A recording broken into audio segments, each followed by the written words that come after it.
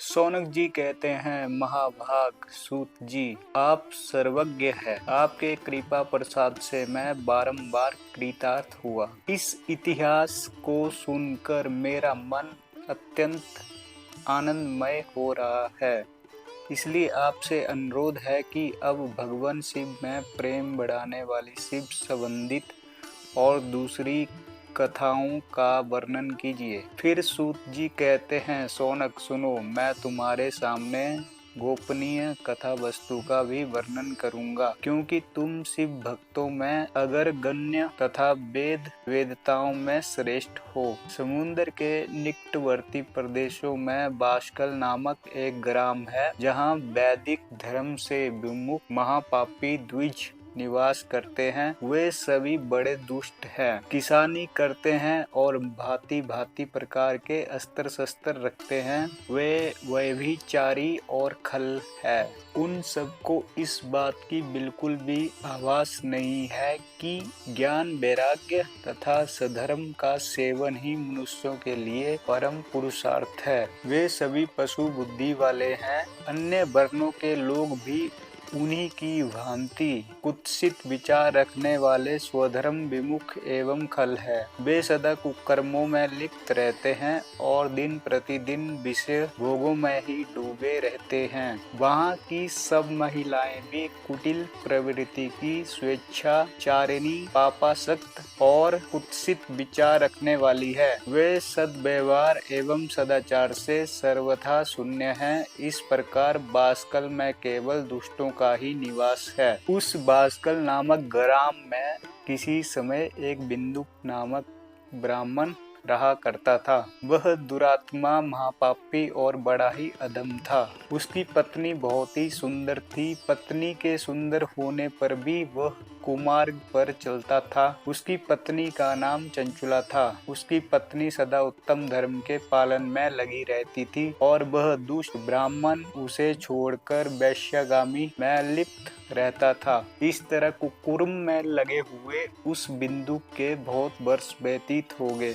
उसकी पत्नी चंचुला काम से पीड़ित होने पर भी स्वधर्म नाश के भय से क्लेश सहकर भी दीर्घ काल तक धर्म से भ्रष्ट नहीं हुई, परंतु कुछ समय के पश्चात अपने दुराचारी पति के दुराचारण से प्रभावित होकर आगे चलकर वो भी दुराचारिणी हो गई। इस प्रकार दुराचार में डूबे हुए उन मूढ़ चित्त वाले पति पत्नी का बहुत सा समय व्यर्थ बीत गया। उसके बाद वह दुष्ट बुद्धि वाला ब्राह्मण बिंदु समय अनुसार मर कर नरक में जा पहुंचा।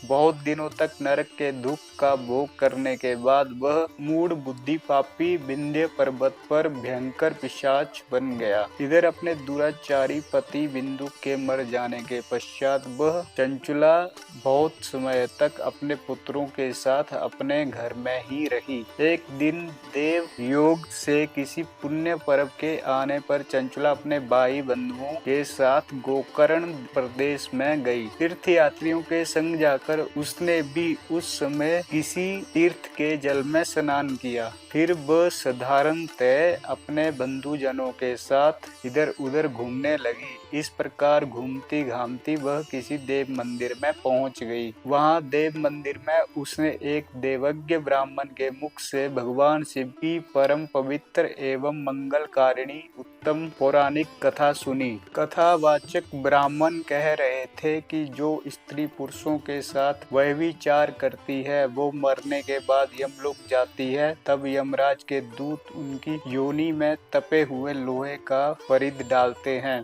ब्राह्मण के मुख से ये वैराग्य बढ़ाने वाली कथा सुनकर चंचुला भय से व्याकुल होकर वहां पर कांपने लगी। कथा समाप्त हुई और सुनने वाले सब लोग बाहर चले गए। मैं अपने धर्म से विमुख हो गई हूँ। हाय, न जाने किस किस घोर कष्टदायक दुर्गति में मुझे पड़ना पड़ेगा और वहाँ कौन कौन बुद्धिमान पुरुष कुमार्ग में मन लगने वाली मुझ पापिन का साथ देंगे। मृत्यु काल में उन भयंकर यमदूतों को मैं कैसे देखूंगी? जब वे बलपूर्वक मेरे गले में फंदे डालकर मुझे बांधेंगे तब मैं कैसे अपना धीरज धारण कर सकूंगी? नरक में जब मेरे शरीर के टुकड़े टुकड़े किए जाएंगे उस समय विशेष दुख देने वाली उस महायातना को वहाँ मैं कैसे सहन कर सकूंगी? हाय, मैं मर गई, मैं जल गई, मेरा हृदय विदीर्ण हो गया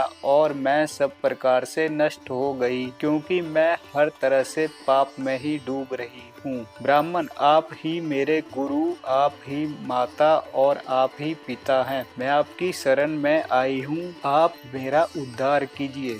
अब सूत जी कहते हैं, शौनक, इस प्रकार खेद और वैराग्य से युक्त चंचला ब्राह्मण देवता के चरणों में गिर पड़ी।